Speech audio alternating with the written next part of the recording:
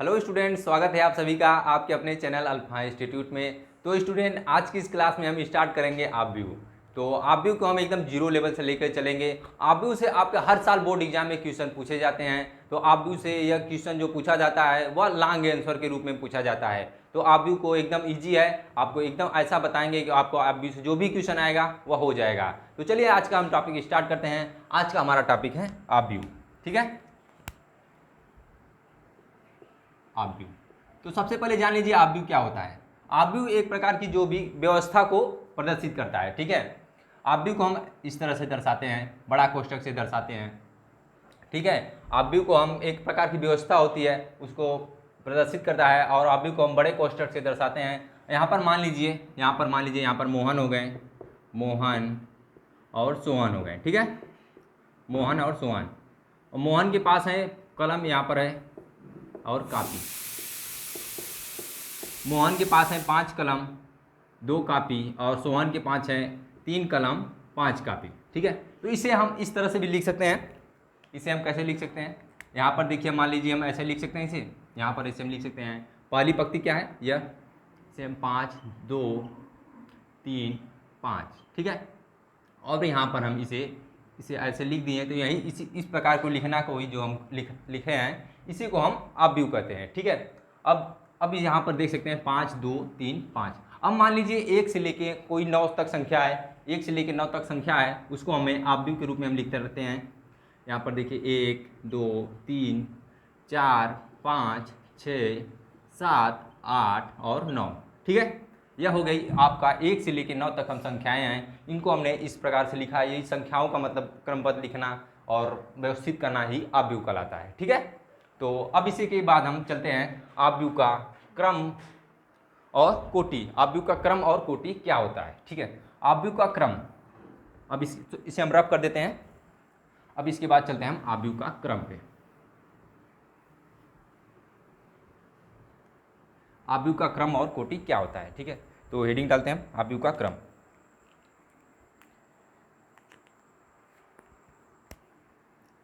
आपव्यू का क्रम। ठीक है,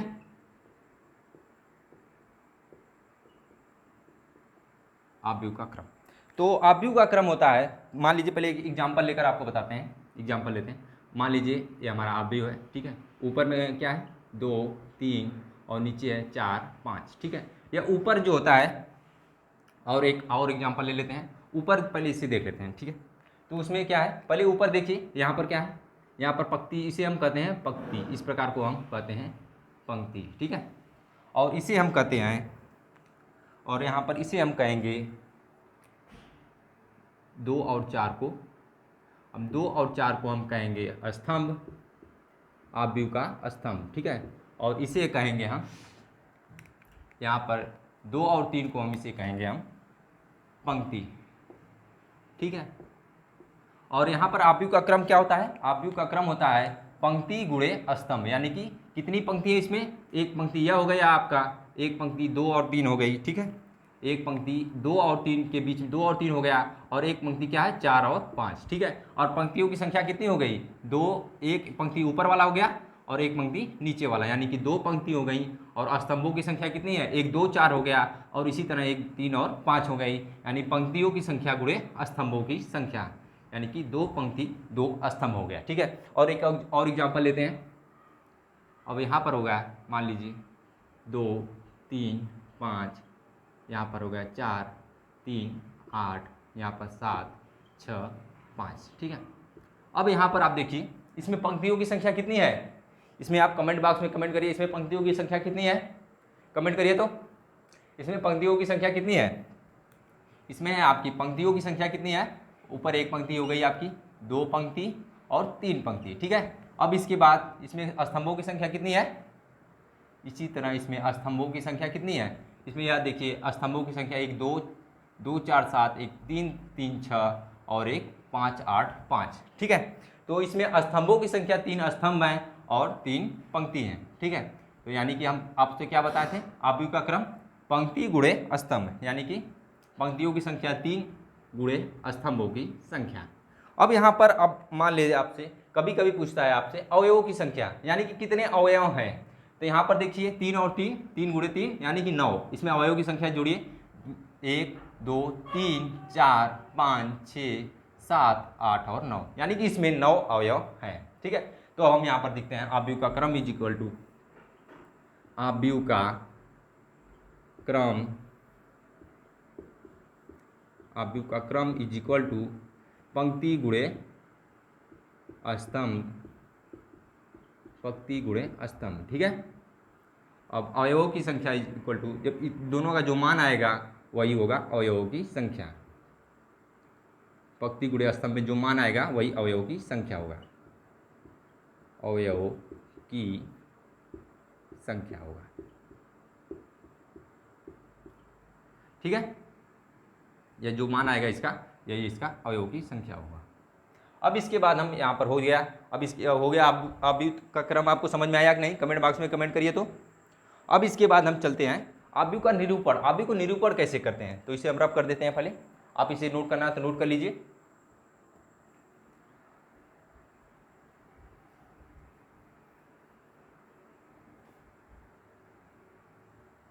अब इसके बाद क्या है आपका आव्यूह का निरूपण, यह है अगला हमारा है आव्यूह का निरूपण।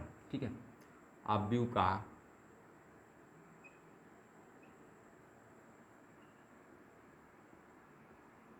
निरूपण। ठीक है, आव्यूह का निरूपण। आव्यूह का निरूपण क्या होता है? आव्यूह को हम प्रायः अंग्रेजी के वर्णमाला के बड़े अक्षर से प्रदर्शित करते हैं, और उसमें जो भी एलिमेंट होते हैं उसकी अपेक्षा छोटे एलिमेंट से प्रदर्शित करते हैं। यानी कि आव्यूह को हम प्रायः अंग्रेजी के बड़े अक्षर से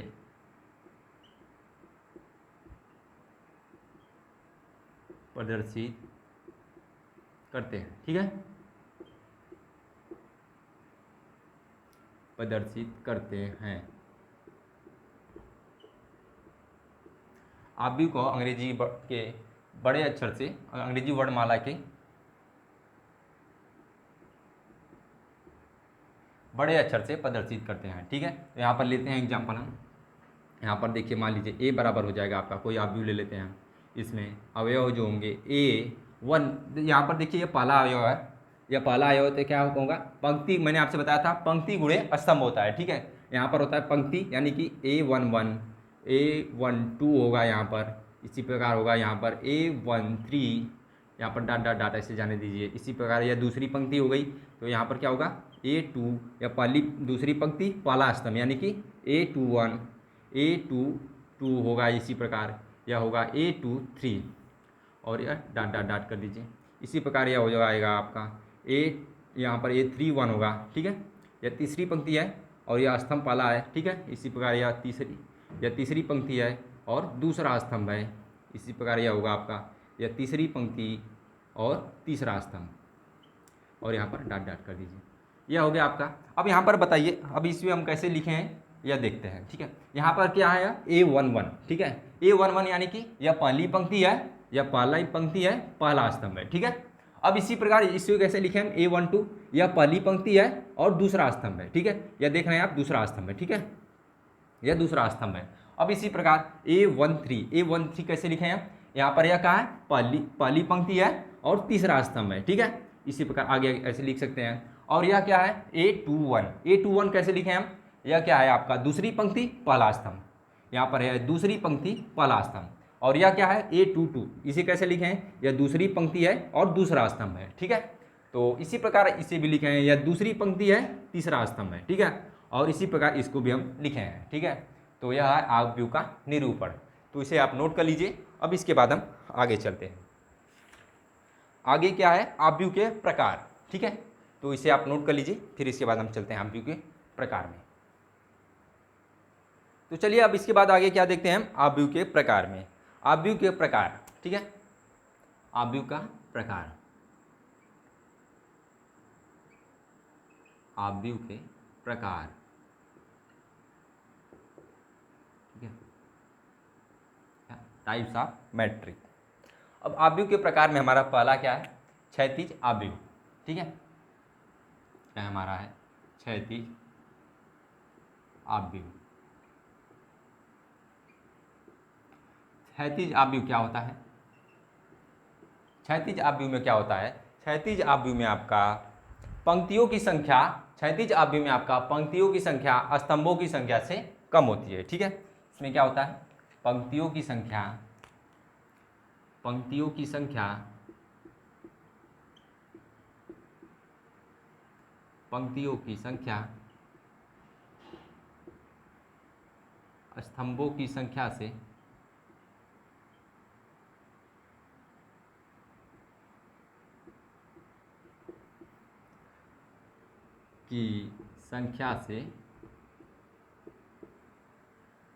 कम होती है।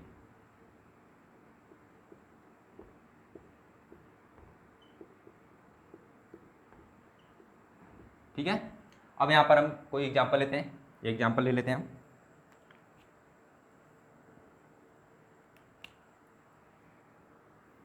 मान लीजिए यहाँ पर कोई अवयव हमारा है, इसमें पंक्तियों की संख्या स्तंभों की संख्या से कम होती है। ठीक है, यहाँ पर है 2, 4, 8, 7, 6। ठीक है, अब इसके बाद यहाँ पर है 5, 3, 2, 1, 7। इसमें पंक्तियों की संख्या कितनी है? इसमें बताइए पंक्तियों की संख्या कितनी है? इसमें है आपका पंक्तियों की संख्या हो गई आपकी, या एक पंक्ति हो गई ऊपर वाला और दूसरी पंक्ति नीचे वाला। ठीक है, अब उसके बाद इसमें स्तंभों की संख्या कितनी है? इसमें स्तंभों की संख्या है आपका 1 स्तंभ, 2 स्तंभ, 3 स्तंभ, 4 और 5, यानी कि पंक्तियों की संख्या में इसमें स्तंभों की संख्या अधिक होगी पंक्तियों की संख्या से। ठीक है, इसे हम अब इसे आप यहाँ पर होगा आपका पंक्तियों की संख्या इज ग्रेटर देन, पंक्तियों की संख्या इज ग्रेटर देन स्तंभों की संख्या, स्तंभों की संख्या। ठीक है, अब इसके बाद इसे आप नोट कर लीजिए। अब इसके बाद हम आगे चलते हैं। यहाँ पर इसे आप ऐसे कर दीजिए, नहीं तो यह आप लिखने में परेशानी होगी।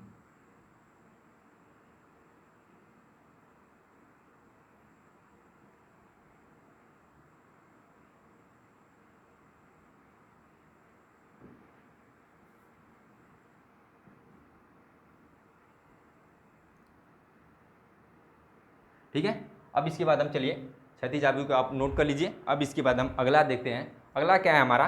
ऊर्ध्वाधर आव्यूह। ठीक है, अगला है ऊर्ध्वाधर आव्यूह।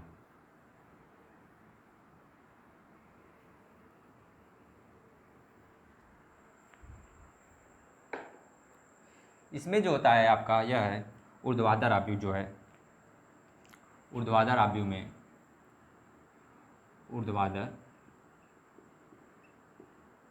आव्यूह। ठीक है, इसमें क्या होता है? इसमें स्तंभों की संख्या पंक्तियों की संख्या से कम होती है। इसमें क्या होता है? इसमें स्तंभों की संख्या पंक्तियों की संख्या से कम होती है। तो इसमें स्तंभों की संख्या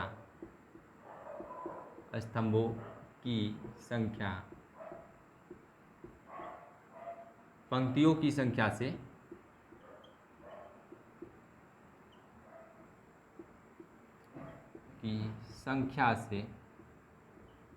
कम होता है। ठीक है,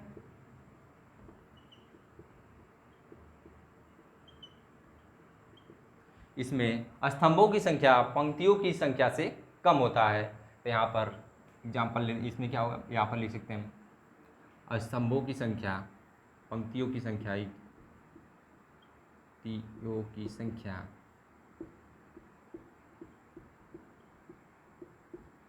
इज ग्रेटर देन स्तंभों की संख्या। ठीक है,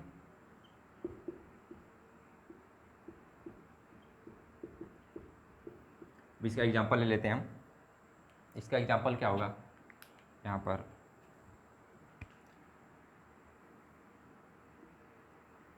हो जाएगा 2, 4, यहाँ पर होगा 5, 7, 8, यहाँ पर हो जाएगा 9, यहाँ पर 6 और 5। अब इसमें देखिए, इसमें पंक्तियों की संख्या कितनी है? इसमें पंक्तियों की संख्या कितनी है? एक पंक्ति यह हो गया और एक पंक्ति यह हो गई आपकी, एक पंक्ति यह हो गया आपका 3 और यह पंक्ति 4। इसमें पंक्तियों की संख्या कितनी है? इसमें है पंक्तियों की संख्या 4 और 4 पंक्ति होगी। स्तंभों की संख्या कितनी है? एक स्तंभ यह हो गया आपका, एक स्तंभ यह, और इसका क्रम क्या होगा? पंक्ति गुणे स्तंभ, यानी कि 4 गुणे 2, यानी कि इसमें पंक्तियों की संख्या 4 है और स्तंभों की संख्या 2 है। ठीक है, तो अब इसके बाद अब इसे नोट कर लीजिए। इसमें क्या होता है? पंक्तियों की संख्या स्तंभों की संख्या से अधिक होता है। ठीक है, अब इसे आप नोट कर लीजिए। अब इसके बाद हम अगला देखते हैं। अगला क्या है हमारा? स्क्वायर मैट्रिक, यानी कि वर्ग आव्यूह। इसे आप नोट कर लीजिए, इसे हम रफ कर देते हैं।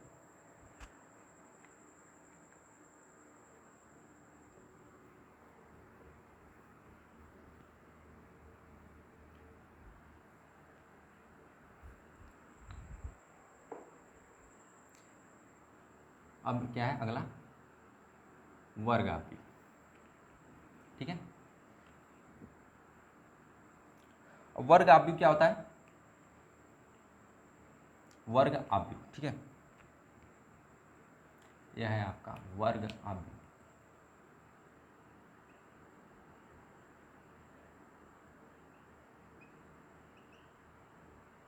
वर्ग आव्यूह, ठीक है, यह है आपका वर्ग आव्यूह।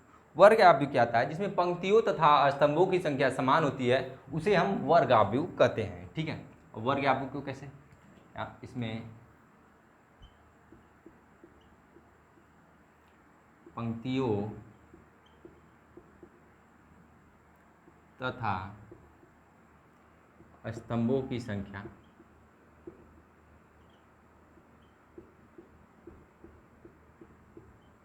पंक्तियों तथा स्तंभों की संख्या समान होती है।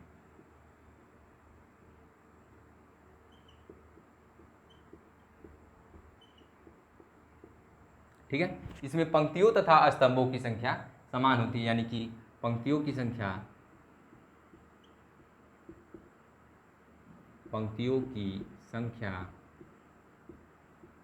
इज इक्वल टू स्तंभों की संख्या।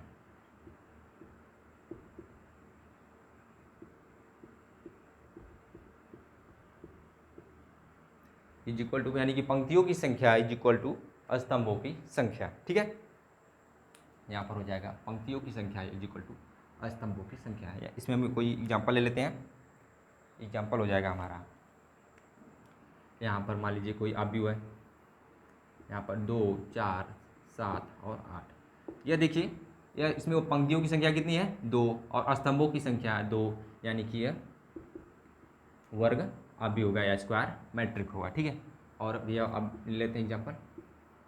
यहाँ पर 2, 4, 6 हो जाएगा, 5, 8, 7, 6, 4, 3। इसमें पंक्तियों की संख्या कितनी है?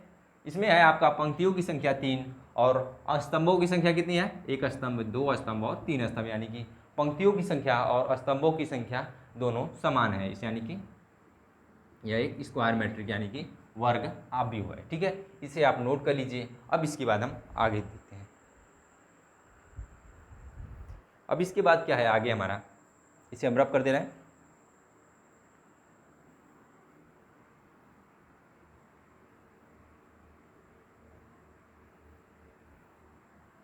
अब इसके बाद है अगला हमारा, अब इसके बाद है अगला पंक्ति आव्यूह। ठीक है, अगला क्या है?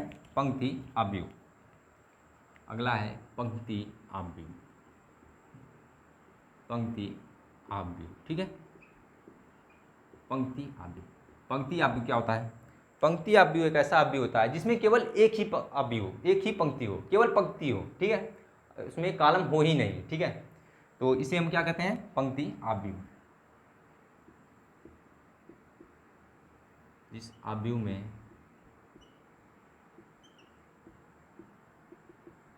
केवल एक पंक्ति हो, उसे क्या कहते हैं? पंक्ति आव्यूह कहते हैं। ठीक है, पंक्ति आव्यूह कहते हैं। ठीक है, अब इसके बाद क्या होगा? जैसे हम एग्जांपल लेते हैं, इसका हम एग्जांपल के रूप में होगा आपका यहाँ पर, इसमें 2 3 4, ठीक है। इसमें क्या है, इसमें पंक्तियों की संख्या कितनी है, इसमें पंक्तियों की संख्या 1 है, केवल पंक्ति हो, स्तंभ ना हो, ठीक है। इसमें पंक्तियों की संख्या 1 है, यानी कि यह हमारा पंक्ति अवयव है, ठीक है। अब इसे आप नोट कर लीजिए। अब इसके बाद हम चलिए अगला चित्र देखते हैं।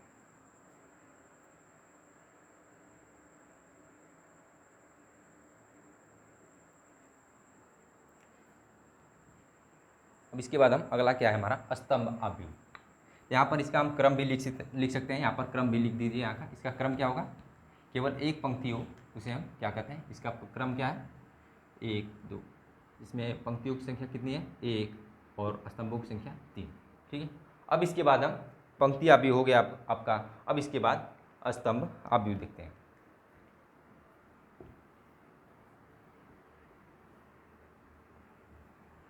अब इसके बाद है आपका स्तंभ अवयव। स्तंभ अवयव क्या होता है,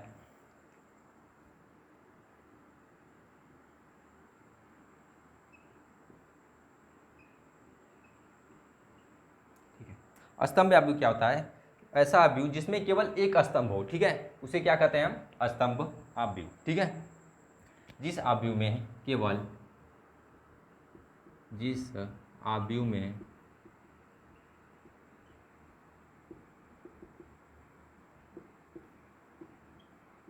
केवल एक स्तंभ हो उसे हम क्या कहते हैं स्तंभ अवयव कहते हैं, स्तंभ अवयव कहते हैं। यानी कि पंक्ति अवयव क्या होता है, जिसमें केवल एक पंक्ति हो उसे हम पंक्ति अवयव कहते हैं, तथा स्तंभ अवयव जिसमें केवल एक स्तंभ हो उसे हम स्तंभ अवयव कहते हैं। इसका एग्जाम्पल लिखते हैं। एग्जाम्पल क्या होगा आपका, जिसमें केवल एक स्तंभ हो, यानी कि एक स्तंभ हो, स्तंभ क्या हो एक, ओनली वन एक, यहाँ पर 2 4 6। यहाँ पर देखिए। अब इसका क्रम क्या होगा, पंक्तियों की संख्या कितनी है इसमें, एक पंक्ति 2 3, यानी कि पंक्ति गुणे स्तंभ, यानी कि 3 गुणे स्तंभों की संख्या 1, यानी कि इसे हम स्तंभ अवयव कहेंगे। ये आप नोट कर लीजिए। इसके बाद हम अगला देखते हैं। अब इसके बाद है हमारा शून्य अवयव, ठीक है, शून्य या रिक्त अवयव। शून्य या रिक्त अवयव यह एक ऐसा अवयव होता है जिसमें सभी अवयव शून्य होते हैं, यानी कि 0 होते हैं, उसे हम शून्य अवयव कहते हैं, शून्य अवयव।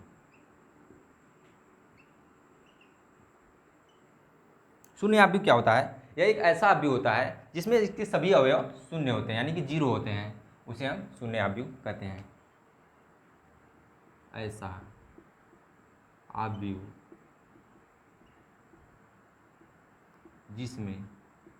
जिसके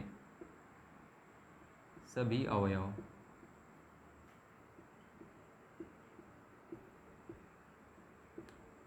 जीरो होते हैं, उसे हम क्या कहते हैं, शून्य अवयव कहते हैं, अवयव कहते हैं,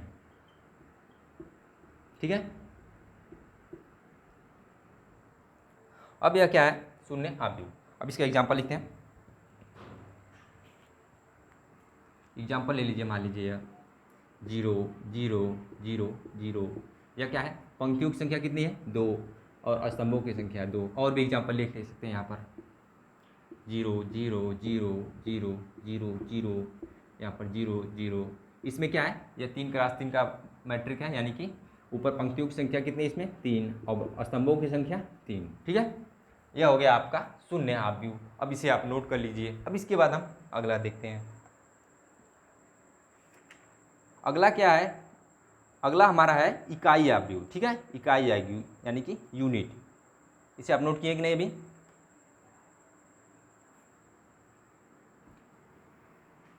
इसे आप नोट कर लीजिए। अगला क्या हमारा इकाई अवयव, ठीक है, इकाई अवयव, ठीक है।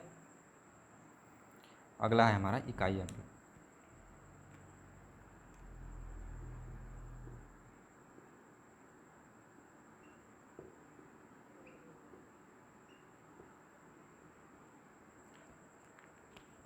इकाई अवयव ऐसा अवयव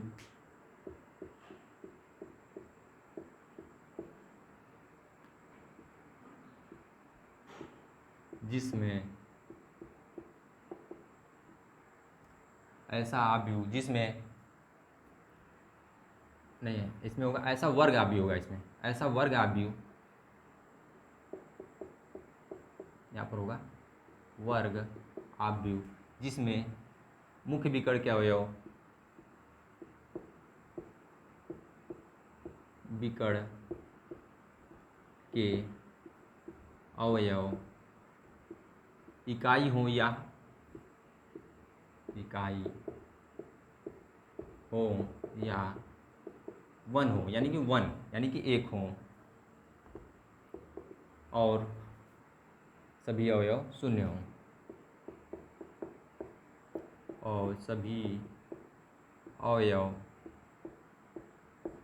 वन हो और सभी अवयव जीरो हों,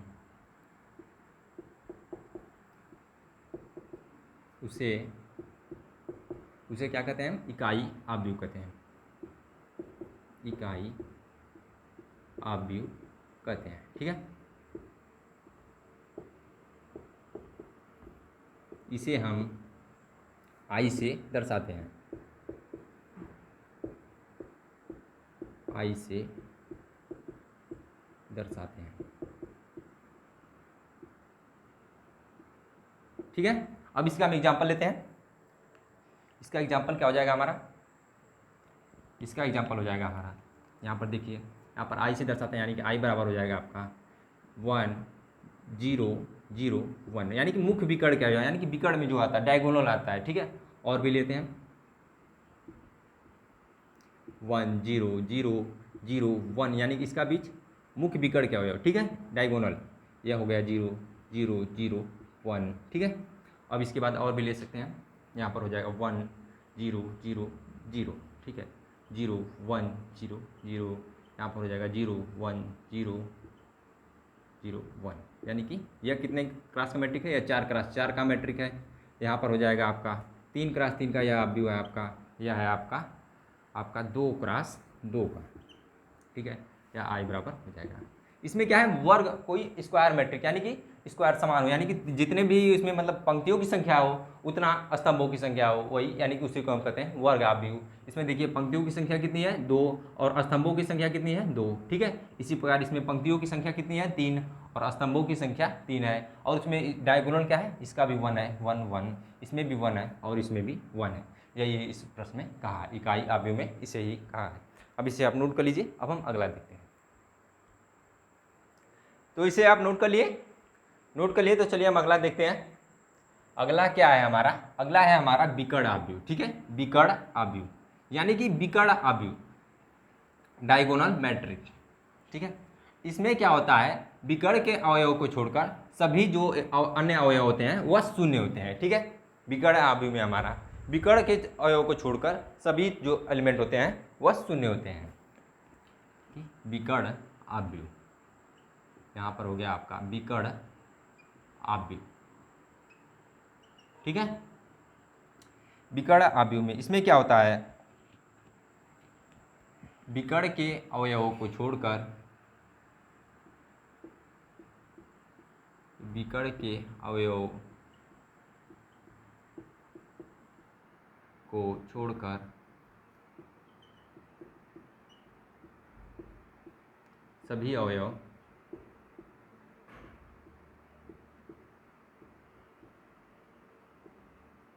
शून्य होते हैं। विकर्ण के अवयवों को छोड़कर सभी अवयव क्या होते हैं? इसमें शून्य होते हैं। जैसे एग्जांपल देखते हैं, यह एग्जांपल हो गया आपका 1 0 0 0 2, यहाँ पर ले लीजिए 0, और यहाँ पर हो जाएगा 0 0, यहाँ पर 3। ठीक है, इसमें विकर्ण के अवयव को छोड़कर सभी अवयव शून्य होते हैं, और यहाँ पर हो जाएगा आपका ऐसे इसे भी ले लेते हैं, यहाँ पर 0, यहाँ पर कोई भी कुछ भी ले लीजिए, 2 0 0 4। ठीक है, यह क्या है आपका? 3 और 3 क्रॉस का मैट्रिक है, अवयव है, यह 2 क्रॉस 2 का अवयव है। ठीक है, या इसमें देख रहे हैं यहाँ पर जिसमें 3x3 है और इसमें 2x2 है, इसमें विकर्ण के अवयव को छोड़कर सभी अवयव क्या है, शून्य है। ठीक है, इसमें क्या है, उसी तरह इसमें क्या है, विकर्ण के अवयव को छोड़कर सभी तत्व क्या है, एलिमेंट जो भी हमारा है वह सभी जीरो हैं। ठीक है, तो इसे आप नोट कर लीजिए। अब इसके बाद अगला देखते हैं।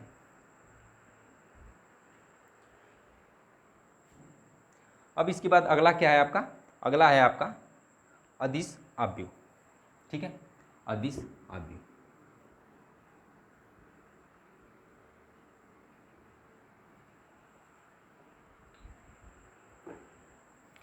अदिश आव्यूह में क्या होता है आपका,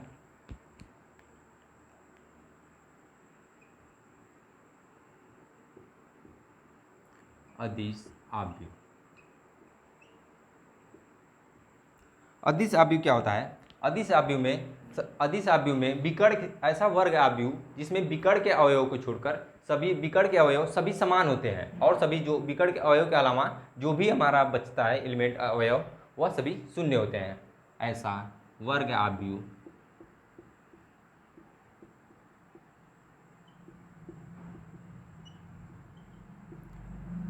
जिसमें ऐसा वर्ग आव्यूह जिसमें विकर्ण के अवयव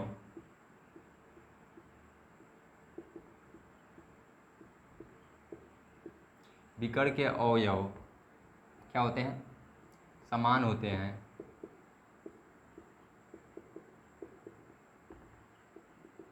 तथा बचे सभी तथा अन्य, इसे लिखिए, अन्य सभी अवयव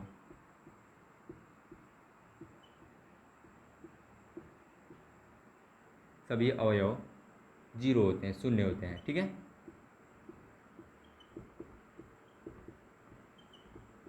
एग्जाम्पल देखते हैं इसका हम। इसका एग्जाम्पल क्या होगा, इसका एग्जाम्पल होगा यहाँ पर लीजिए के 0 0 के 0 0 और 0 यहाँ पर के।